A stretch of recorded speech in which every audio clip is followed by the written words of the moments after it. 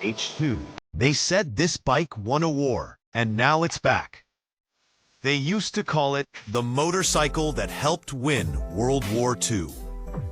For damn near 80 years, this machine lived only in dusty black and white photos, locked away behind velvet ropes in museums, or whispered about by old vets with stories deeper than history books.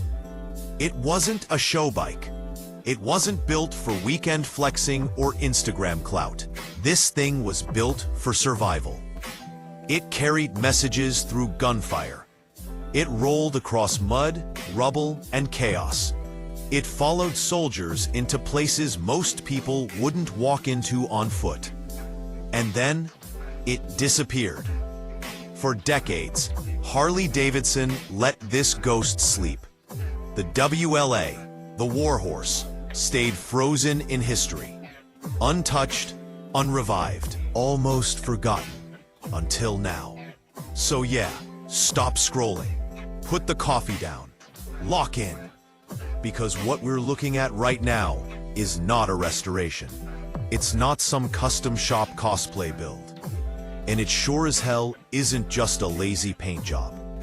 The rumors were real, but they didn't even come close to preparing us for this. The Soldier is back in Milwaukee. This is the official, factory-built, limited edition 2026 Harley-Davidson WLA Liberator. The boldest and most controversial entry Harley has ever dropped into their Icons collection. And before you assume you've already figured this bike out, let me warn you right now. There's a feature on this machine that no factory motorcycle has ever done before. Stick around, because when we hit that part, it changes everything. The Icons collection just went nuclear.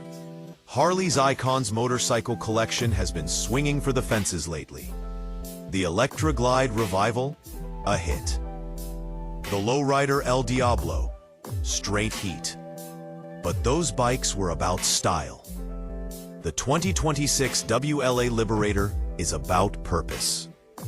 Harley didn't just take inspiration from the 1942 WLA. They straight up grabbed its silhouette, attitude, and battlefield mindset, then strapped it to a modern softail chassis and shoved their most aggressive air-cooled engine underneath it.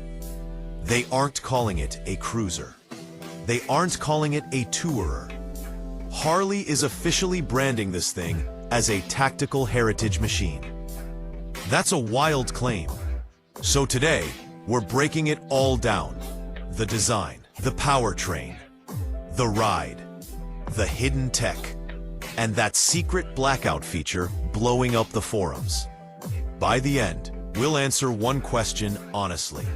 Is the WLA Liberator a respectful resurrection? Or is it stolen valor wrapped in expensive steel? First look, olive drab and zero apologies. Let's start with the visuals, because this bike hits you in the chest.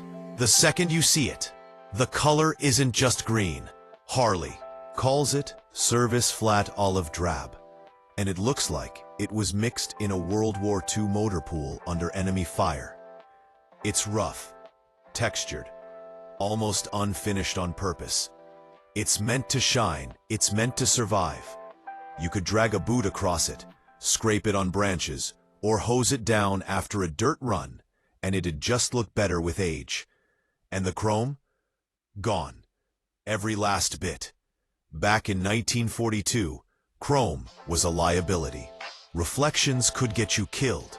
So Harley replaced everything shiny with strong parkerized steel, a dark, industrial phosphate-coated finish that looks like military hardware.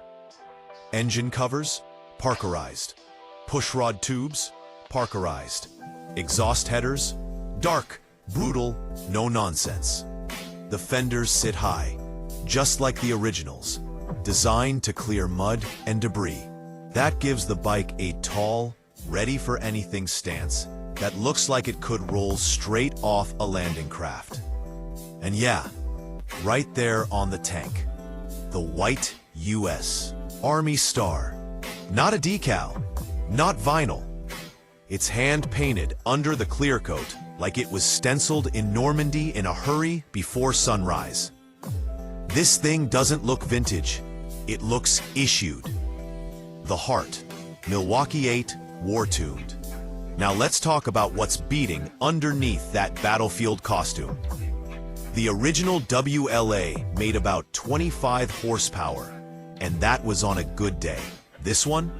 Harley dropped in the Milwaukee 8 117 V-twin. That's 1,923 cc's of American muscle throwing down roughly 105 horsepower, 125 pound-feet of torque. But here's the twist. Harley didn't tune this engine like the Lowrider S. They gave it a tractor tune. That torque hits low, real low. You crack the throttle and it doesn't scream. It strong grunts. It feels like the bike is digging into the pavement and pulling the earth backward. The intake looks like the old oil bath cleaners from the 1940s. Round, louvered, blacked out. But inside it's modern high-flow tech that actually breathes. It's old-school vibes with modern violence. Hardtail looks, softtail comfort. Here's where Harley got real slick. At first glance, this bike looks like a rigid hardtail, just like the original military bikes. But surprise. Under the seat is a strong hidden monoshock, softtail style. No visible rear suspension, no modern clunner ruining the look.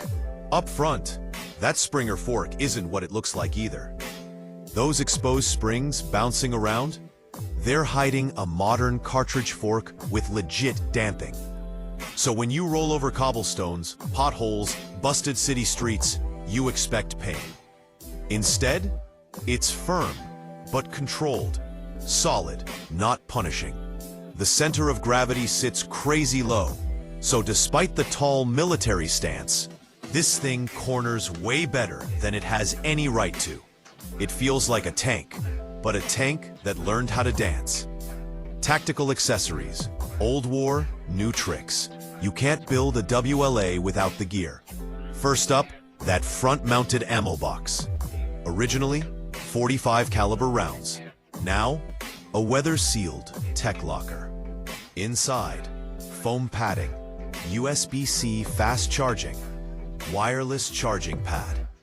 You drop your phone in there, lock it up, and forget about it while it charges. Rain, dust, whatever. Next, the leather scabbard. Yeah, that scabbard. Same shape as the Thompson submachine gun holster, but widened and insulated. Harley officially calls it a high-capacity storage sleeve. Translation? Water bottle, rain jacket, compact camping gear. And it smells like real leather, the good kind. The feature nobody saw coming, ghost mode. All right, this is the part that changes everything. The original WLA had blackout lights, tiny slits so riders could move at night without getting spotted. Harley brought that idea back, digitally. There's a switch on the left bar labeled Ghost. Flip it. Here's what happens. The TFT screen shuts completely off. Bluetooth disconnects. GPS stops tracking. Notifications die. The headlight drops into a low-lumen amber strip, just enough to see 10 feet ahead. The speedometer goes red. Numbers vanish, leaving only a dim needle. No distractions, no noise, no digital leash. Just you, the engine, and the dark road. Riding in ghost mode feels almost spiritual, like disappearing from the modern world for a few miles. It's the ultimate do not disturb for your soul. Verdict. Is the WLA Liberator worth it? Let's be real. At $32,000, this bike is not cheap. And with only 1,500 units worldwide, it's not meant for everyone. But after spending time on it, This isn't a collector's toy. It's a feeling. People don't just look, they stare. They ask questions. They want to know why it exists. It connects modern riders to history without turning it into a cartoon. It respects the past, while letting you ride the hell out of it today. Harley didn't just revisit history. They weaponized it. And here's the wild part. In a world drowning in screens, rider modes, algorithms, and electric silence, the most radical motorcycle Harley built in 2026 is the one that tells you to turn everything off and disappear.